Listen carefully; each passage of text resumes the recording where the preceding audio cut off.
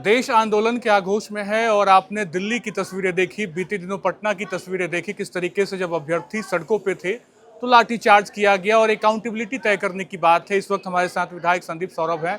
25 तारीख को बिहार बंद करने का ऐलान हुआ, अब से कुछ देर पहले आयशा ने प्रेस कॉन्फ्रेंस किया। क्या कहानी है, थोड़ा सा विस्तार से बता दीजिए। देखिए, छात्रों का तो लंबे समय से इस सरकार से नाराजगी है और उस नाराजगी में नीट का पेपर लीक होना, उसके बाद कोई सरकार की तरफ से अकाउंटेबिलिटी नहीं लेना, उसके तुरंत बाद हमने देखा कि 23 दिन तक दिल्ली में जंतर मंतर पे छात्र भूख हड़ताल पे बैठे रहे, सोनम वांगचुक बैठे, लेकिन सरकार से कोई एक व्यक्ति मिलने नहीं आया, कोई एक अधिकारी भी नहीं पूछने आया कि क्यों भाई। और 23 दिन का भूख हड़ताल इज टू मच। हम लोग कॉलेज में थे तो 17 दिन एक बार भूख हड़ताल चला गया था हम लोग का। तो जो लड़का भूख हड़ताल में बैठा हुआ था, झारखंड का लड़का था, हमें चिंता हो गई, हम उसको उठवा दिए, कहा कि नहीं अब दिक्कत हो जाएगी। और यहाँ 23 दिन तक भूख हड़ताल चला, लेकिन सरकार की तरफ से कोई संज्ञान नहीं।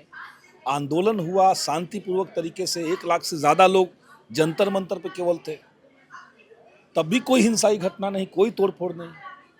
तब क्यों ऐसे बर्बर लाठीचार्ज हुआ? तो ये तत्कालिक कारण बना। और गुस्सा, सरकार से नाराज़गी ये तो लंबे समय से थी ही। मोदी जी आए ये कह करके कि 2 करोड़ नौकरी देंगे हर साल। अब 2 करोड़ को तो छोड़िए, हर साल 2-2 लाख नौकरियां कम हो रही हैं, हर समय छटनी हो रही है। अब एआई आया है तो अब छटनी और तेज हो रही है। समय पे फॉर्म भी नहीं आ रहा है, समय पे फॉर्म नहीं आ रहा है, समय पे बहाली नहीं हो रही, बहाली होने के बाद समय पे रिजल्ट नहीं आ रहा है, ज्वाइनिंग नहीं हो रही है, ज्वाइनिंग भी हो रही तो उसको आउटसोर्सिंग कंपनी से दे रहा है।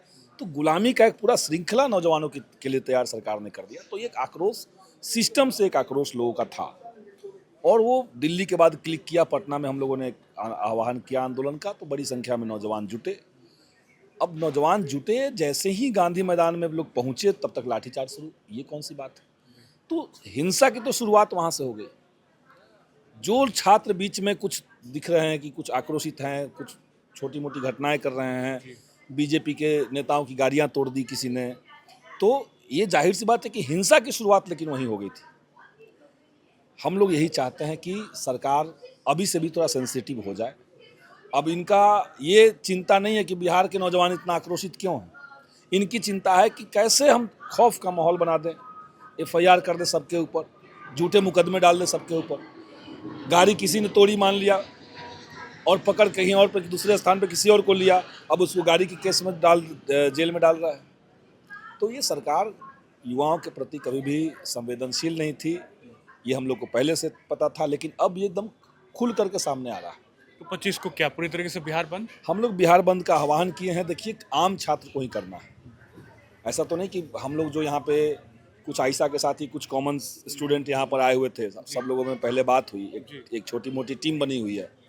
तो वो टीम जो है वो सब जगह जाके तो करेगा नहीं, लेकिन हम अपील करेंगे सबसे कि बिहार बंद कीजिए अपने अपने जगह पे, और बिहार बंद करके इस आंदोलन को फिर हम लोग आगे ले जाएंगे। बिहार बंद होने से सॉल्यूशन दिख रहा है क्या? सॉल्यूशन तो किसी चीज़ से नहीं होगा। आप 23 दिन तक, अभी सोनम वांगचुक आज तक भूख हड़ताल पे हैं, उनका 26वां दिन हो गया आज। 26 दिन से भूख हड़ताल से भी तो सॉल्यूशन नहीं निकल रहा है। इसका ये मतलब तो नहीं कि आंदोलन छोड़ देंगे। हमारे प्रयास से अगर सफलता नहीं मिलेगी तो प्रयास तो नहीं छोड़ देंगे, प्रयास को और ज़्यादा सघन करेंगे और ज़्यादा उसका रणनीति ठीक करेंगे। कुछ कमियां जो पटना के कल के आंदोलन में दिखी, उसको हम लोगों ने चिन्हित किया है, उसको रिकॉग्नाइज किया है और उसको हम लोग सुधार करके आगे उस आंदोलन। एक आखिरी टिप्पणी, चूंकि अब से कुछ देर पहले आपके प्रेस कॉन्फ्रेंस से पहले संजय सरावगी प्रदेश अध्यक्ष बिहार, उनकी प्रेस कॉन्फ्रेंस थी, उन्होंने कहा कि विपक्ष इस पूरे आंदोलन की आड़ में बीते दिन रोटी सेका है और विपक्ष के लोग घुस गए थे और वो इस तरीके से उपद्रव मचाए। संजय सरावगी अब बिहार के अध्यक्ष हो गए हैं ना, शायद प्रदेश अध्यक्ष हो गए हैं, तो अब उनको गंभीरता दिखानी चाहिए। और हमेशा इस चक्कर में इलॉजिकल बातें कहना, झूठ फैलाना कि ऊपर वाले को खुश कर देना, ऐसे भाजपा में, ये भाजपा का कल्चर है। अब जितना बेबुनियादी बात बोलिए, जितना ज़्यादा उद्दंडता दिखाइए, जितना झूठ फैलाइए, उतना ही आलाकमान आपसे खुश है। अगर इस लिहाज से वो बोलें तो उनका अपना रणनीति है, लेकिन उनको लग रहा है कि बिहार के नौजवानों के आंदोलन में विपक्ष शामिल था, विपक्ष के लोग आंदोलन को ऑर्गेनाइज किए थे। तो ये तो चौंकाने वाली बात है। मतलब उनको कोई आइडिया नहीं है बिहार में क्या चल रहा है, देश के अंदर क्या चल रहा है। नौजवानों को भी आप समझते हैं कि इनको कोई भी कहीं भी हाँक सकता है, कहीं भी ले जा सकता है। नहीं, सबकी अपनी अपनी पीड़ा है। और मैं तो कह ही रहा हूँ कि ये बहुत पुराने समय की पीड़ा है। आपने धर्म के नाम पे लोगों को जितने समय तक बांट के रखा, जो जो एजेंडा आप चलाते रहें, वो एजेंडा धीरे धीरे खत्म हो रहा है। लोग देख रहे हैं कि ये व्यक्ति किसी फिल्म में किसी हीरोइन के कपड़े के कलर जो भगवा था उसके चलते पूरे देश में तमाशा कर दिया, और अभी देखें कि यूपी में हनुमान को बीजेपी का झंडा थमा करके भाजपा के गाड़ी के आगे नचवा रहे हैं। तो ये तो जनता देख रही थी ना, आपने कैसे उसको छला। हम जंतर मंतर भी गए थे, हम 3 दिन वहाँ भी थे। जी, आप दिल्ली में थे। कई सारे लोग आके कह रहे हैं कि भैया हमसे गलती हो गई, हम तो बीजेपी को वोट दे दिए, 2 बार वोट दे दिए, हमारे माँ बाप भी वोट दे दिए हमारे कहने से, अब लोग हम समझ गए हैं। तो ये जो धार्मिक उन्माद का, सांप्रदायिकता का, नफरत का जो बीच बीजेपी बोल करके सोच रहे थे कि खेती कर ले जाएंगे, अब नौजवान इस बात को समझ गए कि असल इनका मकसद कुछ और था।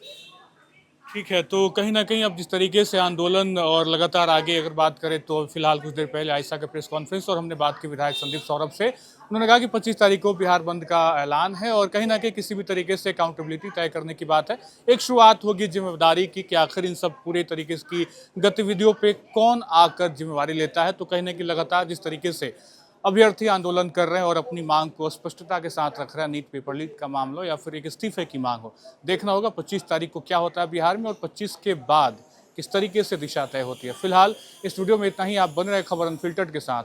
बहुत बहुत शुक्रिया।